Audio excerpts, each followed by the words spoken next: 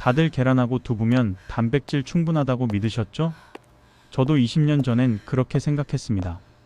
하지만 제가 20년 동안 시니어 근육 감소와 식습관을 연구하면서 완전히 다른 결과를 보게 됐어요. 안녕하세요. 저는 박정우입니다.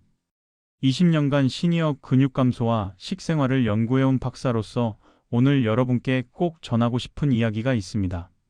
실제로 제가 지난 20년간 수천 명의 식습관 데이터를 분석해 보니까 놀라운 사실을 발견했어요. 계란과 두부만 열심히 드신 분들 중에서 근육량이 실제로 늘어난 경우는 정말 드물더라고요. 오히려 근육이 계속 줄어드는 분들이 대부분이었습니다. 왜 그럴까요? 문제는 단백질의 양이 아니었어요. 바로 류신이라는 성분의 흡수율과 함께 먹는 음식의 조합이었습니다. 류신은 근육을 만드는 핵심 성분인데요. 계란과 두부에는 이 류신의 농도가 생각보다 높지 않고 흡수되는 속도도 느려요. 저는 연구 현장에서 직접 확인한 결과들을 바탕으로 오늘 여러분께 근육을 되살리는 3가지 음식과 단 하나의 비밀 조합을 알려드리려고 합니다. 이 내용은 제가 수년간 연구하고 수백 명의 실제 사례를 통해 검증한 방법이에요.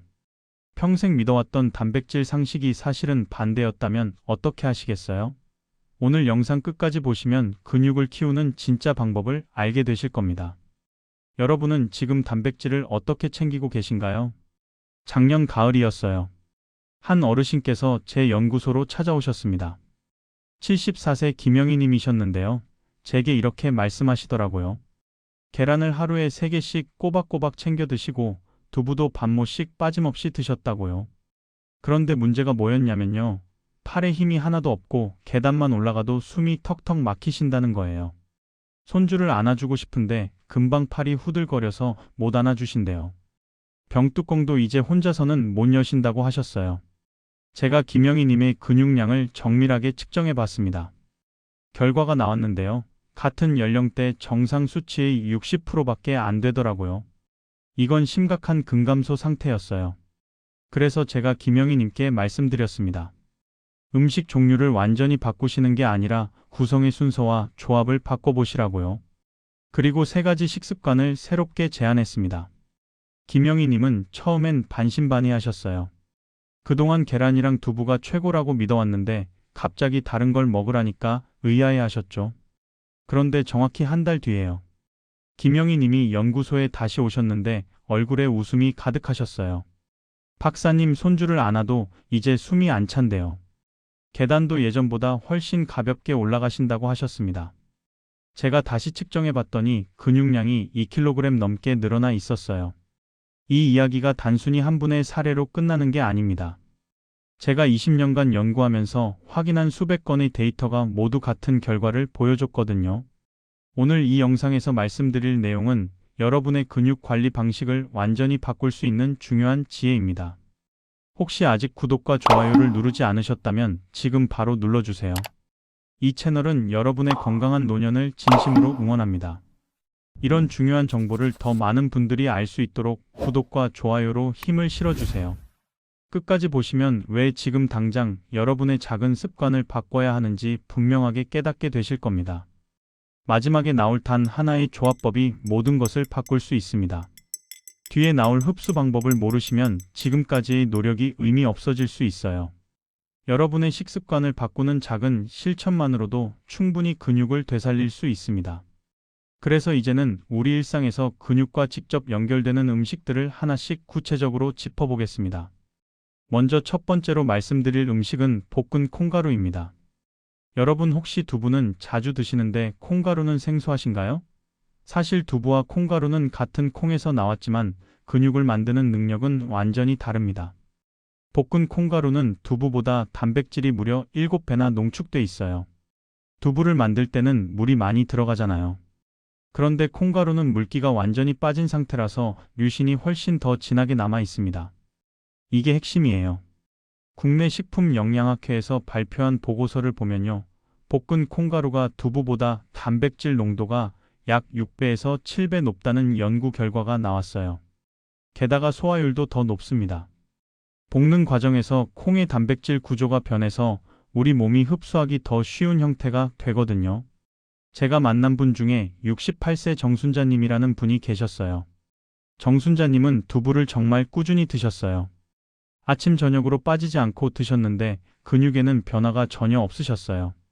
그래서 제가 아침마다 볶은 콩가루 2스푼을 우유에 타서 드셔보시라고 권했습니다. 정순자님이 이 방법을 딱 2달 실천하셨는데요. 허벅지 근육이 눈에 띄게 단단해지셨어요. 본인도 깜짝 놀라셨죠? 앉았다 일어설 때 예전보다 훨씬 힘이 덜 든다고 하셨습니다. 이렇게 해보시면 도움이 됩니다. 아침 공복에 우유나 두유 200ml 정도의 볶은 콩가루 2스푼을 타서 드세요. 여기서 중요한 건 꼭 볶은 제품을 선택하셔야 한다는 거예요. 날콩가루는 소화가 잘 안 되고 배에 가스가 찰 수 있거든요. 여기서 주의할 점이 있어요. 평소에 가스가 잘 차시는 분들은 처음엔 양을 절반으로 줄여서 시작해 보세요. 몸이 적응하면 천천히 양을 늘리시면 됩니다. 여러분은 지금 콩가루를 어떻게 활용하고 계신가요? 두 번째로 말씀드릴 음식은 오리고기입니다. 닭가슴살은 많이 드시는데 오리고기는 잘 안 드시죠? 그런데 근육을 만드는 관점에서 보면 오리고기가 훨씬 유리합니다. 오리고기의 특별한 점은 단백질과 불포화 지방이 동시에 들어있다는 거예요. 이 불포화 지방이 단백질 흡수를 도와줍니다. 닭가슴살은 퍽퍽하고 지방이 거의 없어서 흡수율이 떨어지는데 오리고기는 부드럽고 류신 함량도 더 높아요. 국내 식품연구원에서 분석한 자료를 보면요. 오리고기의 단백질 구조가 다른 육류보다 소화가 쉬운 형태로 돼 있다는 결과가 나왔습니다. 특히 시니어분들처럼 소화력이 약해진 분들한테 더 적합하다고 해요. 제가 상담했던 70세 박재훈님 이야기를 해드릴까요? 박재훈님은 단백질 챙기려고 닭가슴살을 드셨는데 너무 퍽퍽해서 목으로 잘 안 넘어가신대요. 그래서 결국 포기하셨어요. 그런데 제가 오리 백숙으로 바꿔보시라고 권했더니 완전히 달라지셨어요. 오리는 부드러워서 씹기도 편하고 맛도 좋으시대요. 박재훈님이 오리 백숙을 1달 정도 드셨는데 계단 오를 때 무릎 부담이 확 줄었다고 하셨어요. 근육이 생기면서 관절에 가는 부담도 같이 줄어든 거죠. 이렇게 실천해 보세요. 오리 한 마리를 푹 삶아서 살만 깨끗하게 발라내세요. 그걸 하루에 100g씩 식사할 때 곁들여 드시면 됩니다. 여기서 주의하실 점은 껍질은 꼭 제거하셔야 해요. 껍질에 지방이 많아서 오히려 부담이 될 수 있거든요. 기름기가 많은 부위는 피하시고요. 꼭 삶는 방식으로 조리하세요. 튀기거나 구우면 지방이 산화되면서 몸에 안 좋을 수 있습니다. 여러분은 평소에 오리고기를 얼마나 자주 드시나요? 세 번째로 말씀드릴 음식은 황태입니다. 황태를 명태라고 생각하시는 분들 많으신데요. 비슷하지만 완전히 다릅니다. 황태는 명태를 겨울 추위에 얼렸다 녹였다 반복하면서 말린 거예요. 이 말리는 과정이 정말 중요합니다. 말리면서 수분이 빠지니까 단백질 밀도가 확 높아져요. 게다가 얼었다 녹기를 반복하면서 단백질 구조가 변하는데 이게 소화 흡수율을 높여줍니다. 건조 단백질의 특징이 뭐냐면 체내 이용률이 빠르다는 거예요. 국내외 연구 자료들을 보면요. 건조한 어류 단백질이 일반 생선보다 흡수 속도가 빠르고 류신 함량도 높다는 결과가 여러 번 나왔어요. 황태가 바로 이런 건조 어류의 대표적인 예입니다. 76세 이정수님이라는 분이 계셨는데요. 황태국을 아침마다 끓여 드셨어요. 황태 1~2마리 넣고 달걀이랑 두부 조금 넣어서 국을 끓이셨는데 이걸 3달 정도 드시니까 팔에 탄력이 생기셨대요. 전에는 물건을 들어도 금방 떨렸는데 이제는 훨씬 오래 들고 계실 수 있다고 하셨어요. 이렇게 해보시면 좋습니다. 황태 50g 정도를 물에 불려서 부드럽게 만드세요. 그 다음에 달걀 2개랑 함께 끓여서 아침 식사로 드시면 됩니다. 여기에 밥 한 공기를 함께 드시면 흡수 효율이 더 올라갑니다. 왜 밥을 함께 먹어야 하는지는 조금 뒤에 자세히 말씀드릴까요? 여기서 주의하실 점은요. 황태를 국이나 찜으로 조리해서 나트륨 섭취를 조절하셔야 한다는 거예요. 너무 짜게 드시면 혈압에 부담이 갈 수 있으니까 간은 약하게 하세요. 여러분은 황태국을 언제 마지막으로 드셔보셨나요? 이렇게 3가지 음식이 근육을 키우는 핵심 단백질 원천입니다. 볶은 콩가루, 오리고기, 황태. 이 3가지만 기억하셔도 지금보다 훨씬 나아지실 수 있어요. 그런데 여기서 끝이 아닙니다. 사실 이게 더 중요한데요. 이 세 가지 음식을 아무리 열심히 드셔도 흡수가 막히는 두 가지 요인이 있어요.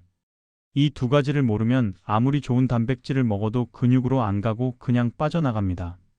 제가 지난 20년간 연구하면서 가장 많이 본 실패 사례가 바로 이거였어요. 단백질은 열심히 드시는데 흡수를 돕는 조합을 모르셔서 효과를 못 보신 거죠. 이제 그 비밀 두 가지를 함께 살펴보겠습니다. 단백질이 근육으로 가는 길을 여는 첫 번째 비밀은 바로 비타민 D입니다. 비타민 D를 그냥 뼈 건강에만 좋은 거라고 생각하시는 분들 많으신데요. 사실은 근육 형성에도 엄청나게 중요한 역할을 합니다.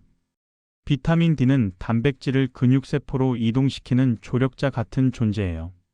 쉽게 말하면 단백질이 혈관을 타고 돌아다니다가 근육으로 들어가야 하는데 이때 문을 열어주는 역할을 비타민 D가 하는 겁니다.